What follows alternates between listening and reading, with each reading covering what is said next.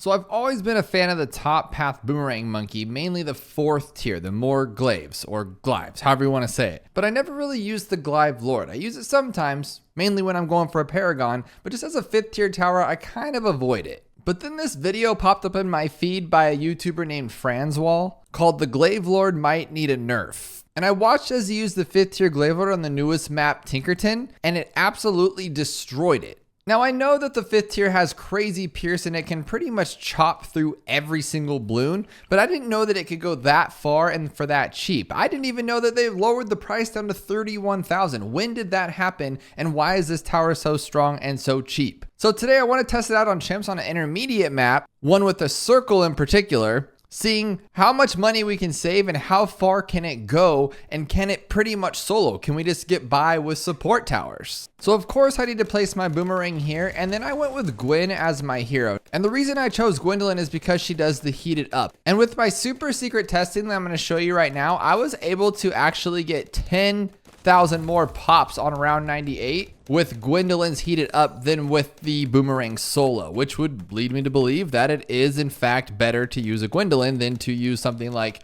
Sada if you're trying to get all the pops you can out of this poor Boomerang.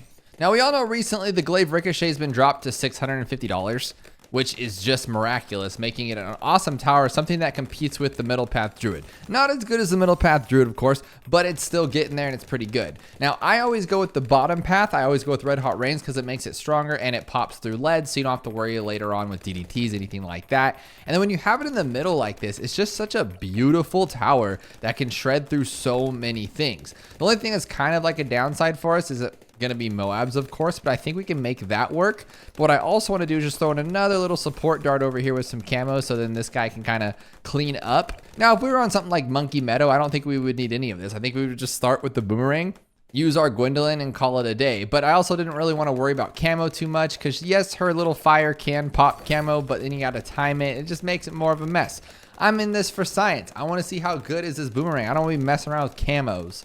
Now, if you've never used the Boomerang top path before, you'll know that the more Glaives or more Glaives, I always get so much smack for calling it Glaive Lord. But it's like some words AI would be an I sound. Like, well, I know there is one. I just can't think of one off the top of my head, but let's just pretend that there is one. But either way, this guy's not great for MOABs, but we need to somehow make him great for MOABs. So I'm wondering, should I go with a Alchemist first or should I go with the Village first? I think we should actually make sure we can place a Village in here. And we cannot. So that's going to be kind of rough right there a little bit later. Okay. But for now, I guess we'll just buff him up like that. Yes, because later on, we're going to have to get an Ice Monkey, you know, an embrittlement, so it can make everything even more awesome in the middle. And I'm just trying to make this guy just a circle of death. So anything that goes in its path is gone. Not quite enough for the 4th tier here, but since we have Airburst Starts, I think we're going to be okay. Because, oh my goodness, that was ridiculous. Okay, so I guess we're fine, but we do need a better camo detection. So we're going to go here and hope that it reaches. And it does, which is great because we're going to go with Jungle Drums and then the Pierce one anyway. And then the range one too, because why not get extra range?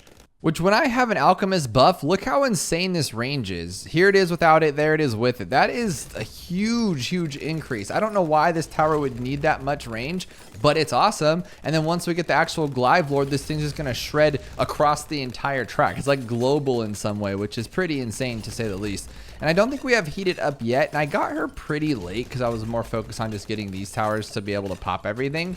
But I think we'll be okay. Now, in no way is this like a 2 megapops run or 2 million because these guys are right smack in the fighting front lines. And so are these guys. So they're going to get a lot of pops here. But I'm thinking on something like Resort, where it circles around 75 times, I think we could pretty much solo with the Boomerang. And I want to see what a BFB does. Can we take this out? We should be able to. Like, if we can, that's still pretty broken. Oh my goodness, like pretty much almost. We're still going to get it. Oh my goodness. Okay.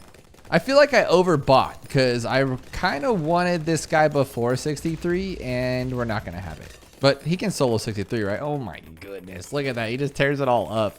So there's what we're looking for. And now I like it this way because, oh no, it doesn't actually change which hand the blades go. It's just what he throws. Who cares what he throws? The whole point of it's for this little circle thing here, which it's shredding right into it. So it's perfect. right? Because like if you had your ceiling fan up on the ceiling and you went into the blade, it's gonna hurt more than if you went with the blade, right? So it's better that we're going into it like this and just chopping everything up. Now I'm anticipating that I'm gonna need this, so I might as well just get it now. I should have put this in the middle too, but maybe there, but maybe there. And then I don't know, like, should I go with the middle or the bottom?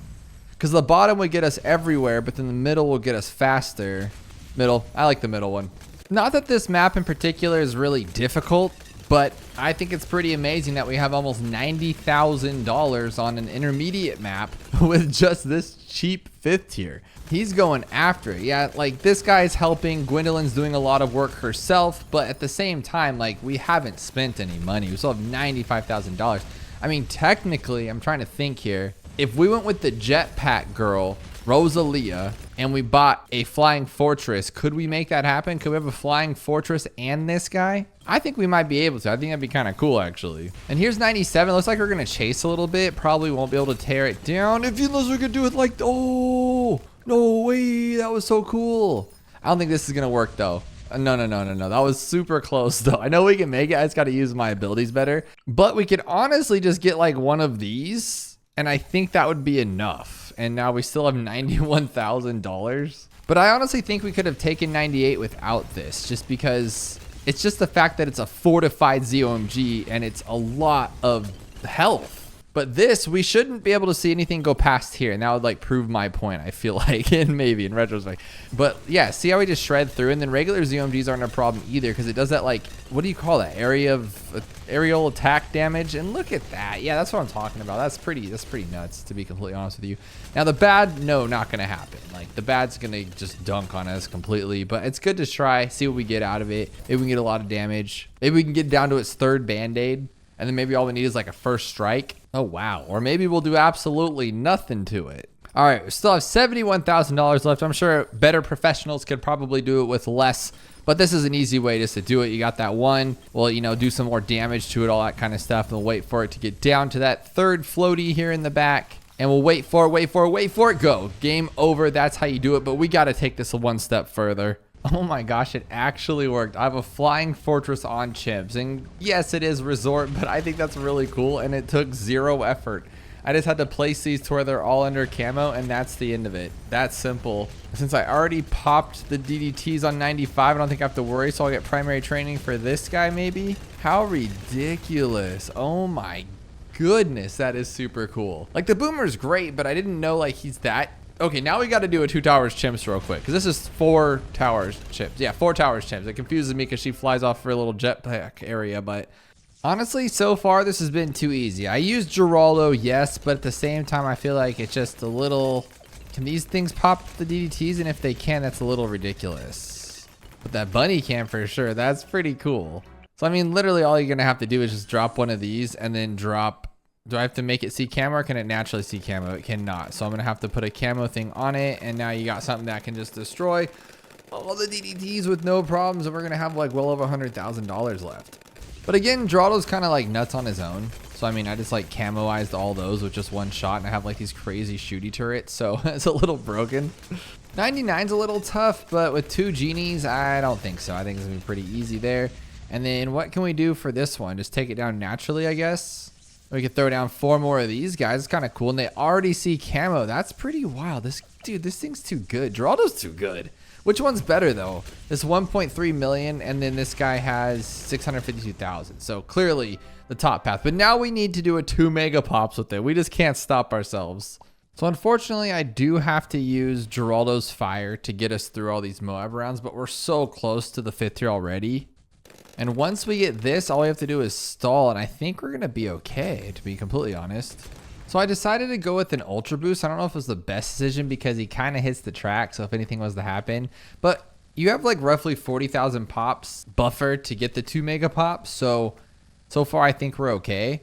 But I just don't think we're going to be able to have enough of them, so that's kind of a bummer. I should have probably went with maybe a permabrew and a helicopter to move it away from it, but this should be just fine, even for the bad. Because here's around 98 getting totally shredded. Oh, there's 99 getting totally shredded. So we're up to 6 Ultra Boosts. Will that be enough for this? I think we'll be able to get 7 by the time it comes back around. I don't know if it's going to be that big of a deal. I don't think it matters. I think I went with the wrong tower. Maybe not though. Maybe it'll open it up and we'll pop it. Can we hit it? No way. I think we're actually going to hit this. Oh my gosh. We'll have 9 of them. We'll just wait for it to get closer, closer, closer, closer, closer. Oh, I can't use it anymore. I use it too many times in the route. That could be bad. But I think we got this. And in the worst case scenario, we can throw down one of these. Oh, no, no, no, no. We got... How did that even happen? How did we get that? I'm okay with it. That was totally insane. So we did 2 megapops, 2 towers chimps, and just had a ton of money left. I've been sleeping on this tower. You guys need to use it more. And if you haven't yet, check out this video where after 4 years, the map Encrypted has an insane Easter egg and a brand new secret tower. And we're going to test how far we can take it in Bloons TD6.